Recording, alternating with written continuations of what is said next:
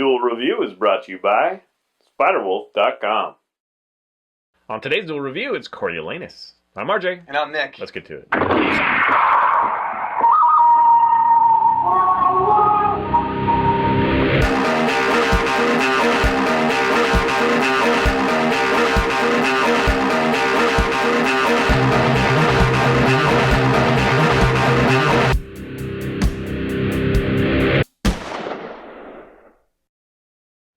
Hey guys, welcome to Friday the 24th of May. We are doing the movie Coriolanus. That's right, 2011.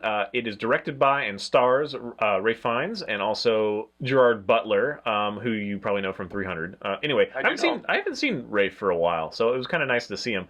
This came up on Netflix, and it's been on my queue for a long time. My wife is not particularly into the Shakespeare thing. It's kind of, she doesn't like to sit there and kind of concentrate to follow it kind of thing, and I can understand that, but I really like Othello and some of the Kenneth Branagh stuff, and Kenneth Branagh, did like Thor, so he is kind of contemporary.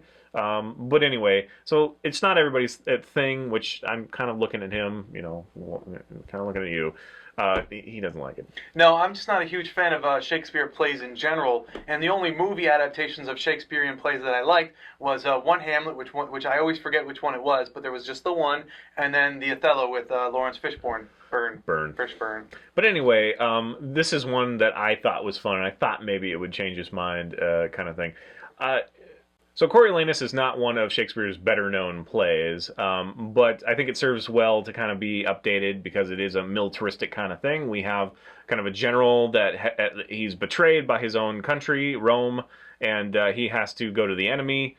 Or he doesn't have to, but he chooses to, and then he kind of has that thing where he kind of dominates the enemy, and then he gets betrayed by the enemy and all that stuff. So it is kind of an interesting story. And the thing that I like about this, I think it's really well acted. I like the accents because I think that brings a fresh spin to Shakespeare prose, and I also really enjoy that the cadence has been updated as far as, I believe, because it feels more modern and it's easy to figure out what they're saying rather than kind of the old way of Old English, the way it's spoke is kind of, they emphasize different parts and you're kind of left like, oh, wait, what do you say? What does that mean?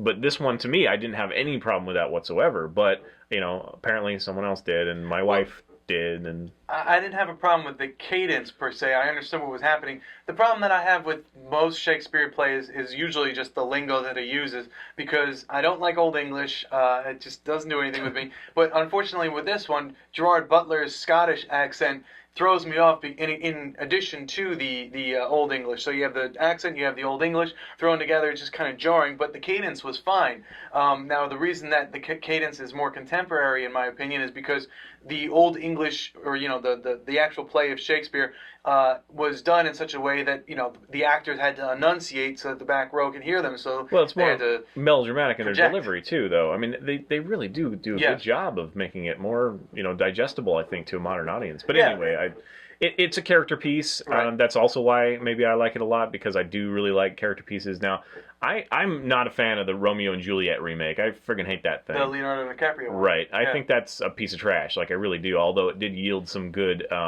soundtrack choices, which I think was fun, like the Radiohead one.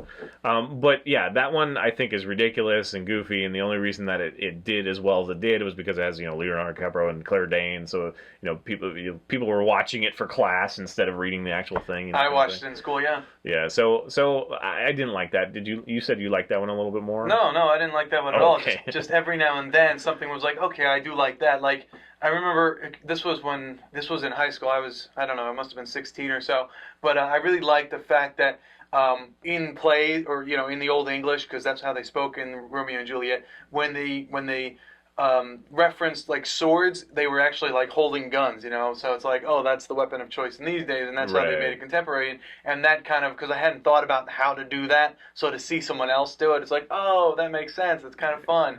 But outside of that, outside of the idea of taking an Old English play and turning it into a modernized film, outside of that fact, I didn't really care. Yeah, I'm convinced a lot of times that in that movie especially, the actors didn't know what the fuck they were saying. They were just repeating what was written down. because again, the cadence was so off that it's really hard. Whatever. I really enjoy Ray Fiennes and Gerard Butler's performances in this. So I think that if you have any kind of proclivity for Shakespeare or whatever, I think you'll enjoy it. I don't think it's as good as Kenneth Branagh stuff like Othello or something like that. And I actually like Akira Kurosawa's Ron a lot better. I mean, that's pretty awesome as well. But yes, I do think it's good enough to pay attention to. If you're not into Shakespeare and you've never liked anything like that, it will not change your mind apparently. But if you have any kind of like maybe I'll like this, I think you should check it out. It's fun. It's not terribly long or in depth. It's not hard to follow. It's just. Right. As you know now, I'm not a huge fan of this movie, but I will admit that it is a great starting point if you want to get into other contemporized versions of the Shakespearean play. This is a great place to start because you're right. The cadence does kind of tell you how the lines were supposed to be said in a modern setting, so it does work. It is a good movie. I just don't like Shakespearean plays, so. Yeah, you just have this thing because I thought because you're a poet, so I thought that you'd like that, but you explained it to me as you like poetry that updates. Right. Yeah, that's all it is.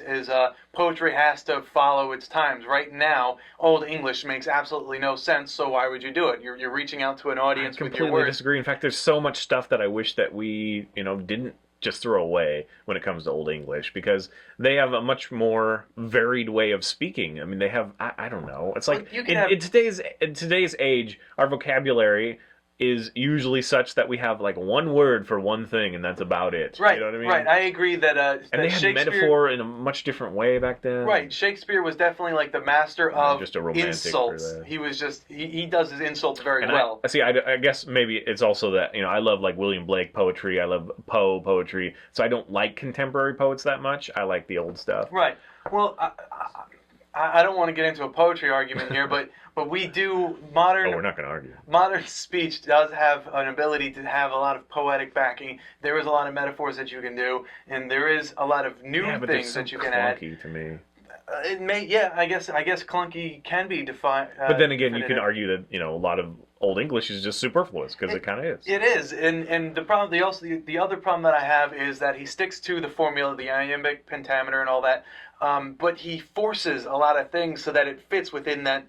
Well, yeah, but so do all poets. No, well, yes, freaking all. Yeah, a lot of poets do, but anyway, we try and avoid it as best we can. Now. So if you're interested at all, then perhaps you should check it out. I say you should. I thought it was fun. Yeah, I agree. It's worth checking out if you're interested. I'm not gonna like it because I'm not prone to Shakespeare, but that's just me. Maybe someday I'll find something, but again, I like that one Hamlet that I always forget, and the Othello with Lawrence Fishburne. That's it, Fishburne. I don't know why you like that one and not others. Just because it has a black man in it, brother? I guess so. Okay. No, I don't know. I just like I like everything about it. I like I just liked it, I guess. That's what it is. All right, guys. Thanks for watching. Please subscribe to our YouTube channel and follow our great playlist. Game Lab's been a lot of fun. Yes, it has. And please leave comments. We love comments. And you can help support us by buying our wares at spiderwolf.com. That's right. T-shirts, a card game, art, print, short stories, and more. And please follow my new blog. It's fisk37.tumblr.com. I am blogging as characters and releasing updates of my enhanced version card game that will be getting a Kickstarter in June. So please go check it out. If you like it, share it, and support us that way. Thank you very much. See you next time. Coriolanus! Oh. Yay! For Coriolanus! We start off next week with Transformers Evolution, Hearts of Steel. Do you want to try this again, or we start Coriolanus? Sure. I mean, if we can get through it, then it's great. Yay! Oh, you mean me do it? That's fine. Yeah, let's go. I mean, you do it. Well, I thought you were saying you want to try to do it before the battery runs out, but you're saying, do I want to try to do it? No. I mean, before the battery runs out. Oh, yeah. You are going to do it. Coriolanus. I don't like that. No. Oh, good. It's because you're uneducated. Yeah. It's a polarizing type of thing. People like Shakespeare, people don't. But I thought this might appeal just because I do believe it's different enough. Whatever, we'll talk about it. I'll just stay away from you and like invisible wall right here.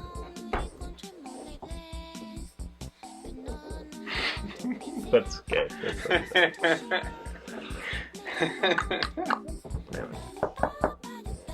What is that? Nobody, go away. Why'd you knock on my door or wall? It's my wall. It's my wall too. Everything on this side of the wall is. I think you just breached the wall. Stop it. I just breached the wall. You went too far. Okay, we should probably do this now. On today's Duel review, it's Coriolanus. I'm RJ. And I'm Nick. Let's get to it. That does sound like a strange disease or something. It's gross. Coriolanus. I've got Coriolanus. No. I'm gonna call out of work sick with How Coriolanus. did I get it? Yeah. I can't come in. I have Coriolanus. This sounds horrible. Hey guys, welcome to Friday the 24th of May. We are doing the movie Coriolanus. That's right. 2011. Rough Finds. What did I say? Rough? Rough. I said rough. Rough Finds. Rafe, spelled Ralph. Finds. All right. I get it like right below. I hate this, man. I hate it. Sorry, man. See, maybe you should try doing the. Yeah.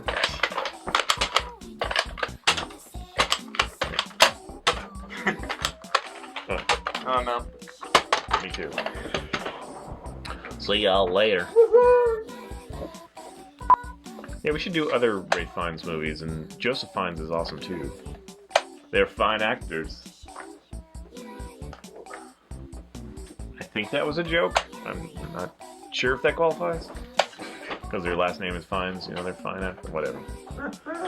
Whatevs. That's all I got. My pick is low.